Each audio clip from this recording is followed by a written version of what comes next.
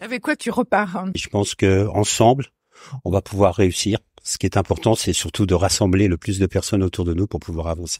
De l'espoir parce que on est nombreux à être là pour agir, au-delà de se prendre des informations un peu plombantes. Donc on est là aussi pour sortir de là avec la pêche, avec l'envie de bouger à notre petit niveau. Et puis le collectif, je pense que c'est toujours important dans ces moments un peu compliqués pour tout le monde, quoi.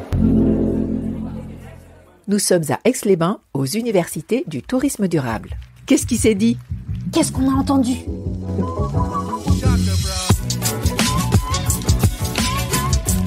Les ateliers, un podcast de ATD, les acteurs du tourisme durable.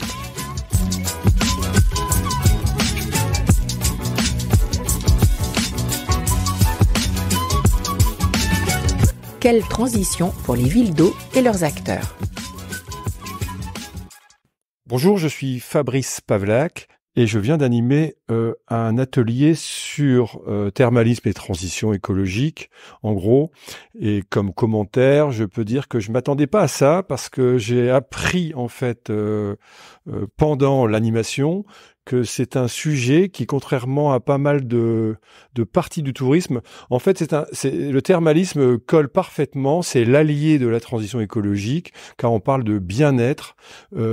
Et alors que moi, j'essaie de m'occuper du bien-être de la planète, eux s'occupent du bien-être des gens à travers le bien-être de la planète.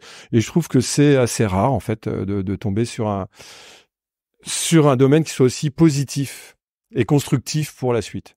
Bernard Illac, je suis le PDG du groupe Valvital, donc un groupe de 15 stations thermales en France. Donc aujourd'hui, c'était très intéressant, on a assisté à des débats et moi-même j'ai participé à une table ronde qui était justement sur comment le thermalisme et les établissements thermaux peuvent être plus vertueux, notamment par rapport à la consommation énergétique et maintenant à l'impact carbone, bien sûr.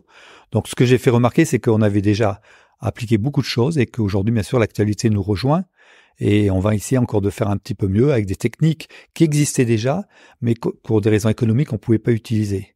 Donc le renchérissement bien sûr d'énergie fait qu'aujourd'hui, certaines méthodes peuvent être utilisées. Alors du coup, vous réfléchissez dans quel mode de pensée? Quelles sont les bonnes pratiques que vous allez mettre en place?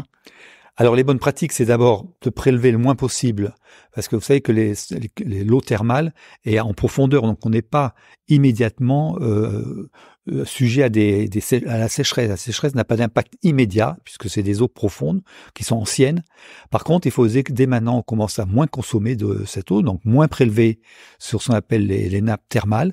Et bien sûr, essayer aussi de récupérer le maximum, parce qu'on a des eaux chaudes. Thermale veut dire chaude. Eau thermale, c'est de l'eau chaude.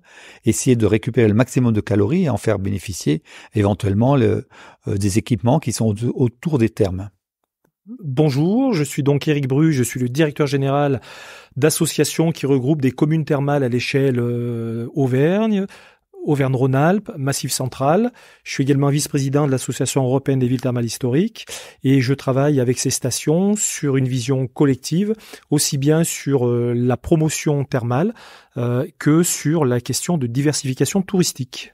Et vous avez un joli macaron, les accros du peignoir. Tout à fait. Les accros du peignoir, c'est effectivement, on en parlait tout à l'heure en fin d'atelier, c'est une démarche de communication qui consiste à parler différemment de la station thermale qui n'a pas toujours bonne image aux yeux du grand public. Et donc, à travers la création de la démarche des accros du peignoir, qui est aussi une communauté, puisqu'on a plus de 300 ambassadeurs, qui est aussi, on va dire, un prétexte à la communication. Ça permet de parler positivement à des clientèles futures et donc plutôt à une clientèle plus jeune et à travers des médias qui sont aujourd'hui plébiscités par ce type de jeunes, donc plutôt sur les réseaux sociaux, plutôt sur un certain nombre de supports et de médias que on ne toucherait pas par ailleurs si on n'avait pas effectivement cette marque Les Accros du Peignoir qui a été déposée par la route des villes d'eau. C'est vrai que dans une ville thermale, en général, ça appelle plutôt une clientèle un peu grisonnante, qui a besoin de soins, qui a des rhumatismes ou autres. Est-ce que ça peut être un frein à l'adaptation, en tout cas au changement climatique, parce que c'est plutôt conservateur? La station thermale par elle-même, elle est déjà très très concernée par ces questions de changement climatique et par ces questions d'atténuation des effets du changement climatique. Les stations thermales, depuis leur existence, depuis 150 ans en moyenne, elles sont vertueuses. Elles utilisent une ressource naturelle sans traitement. Elles auraient été en station thermale les premières à accueillir le réseau de chemins ferrés. Je rappellerai que beaucoup d'hébergements ont été les premiers hébergements à accueillir des ascenseurs, des tramways, des funiculaires, souvent à eau. Et donc, les questions de mobilité interstation, a déjà été, on va dire, cette problématique traitée par les stations thermales. Aujourd'hui, on sent bien qu'il y a une appétence des publics pour la question de destination vertueuse en matière environnementale, et que la station thermale, son ADN est d'être vertueuse environnementale. Vous avez des parcs thermaux, vous avez un environnement de station qui n'est pas pollué, il y a zéro industrie dans les stations thermales, puisqu'avec les périmètres de sécurité liés à la protection des eaux, il n'était pas possible d'implanter n'importe quelle entreprise à n'importe quel endroit de la destination, et que donc originellement, les stations ont gardé ce caractère sacré, finalement, de préservation de leur environnement et de leurs ressources en eau, qui est finalement le support de leur activité économique. Pierre Keller, consultant chez EcoAct, un cabinet en stratégie climat.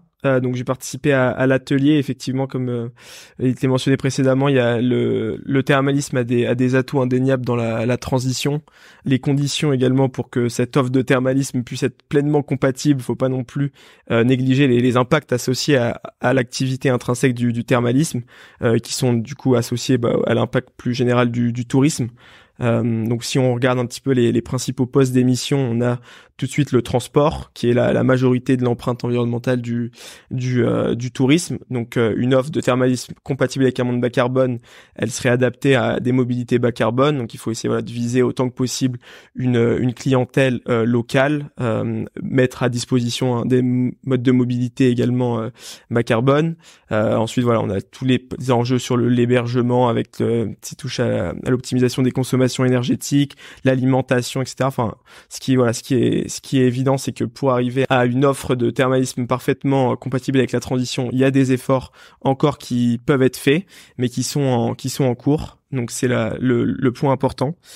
Et peut-être pour conclure, l'autre impact intéressant et important du tourisme thermal, c'est sa dépendance à la ressource en eau, qui est du coup utilisée pour les activités thermales. Et là-dessus également, il y a les acteurs qui se sont quand même mobilisés depuis un paquet d'années pour chercher à optimiser cette ressource. Donc il y a les choses sont encourageantes, mais derrière il y aura tout un enjeu de s'assurer que les pratiques restent soutenables dans un contexte où, avec le changement climatique, on aura quand même une tension croissante aussi sur la ressource en eau.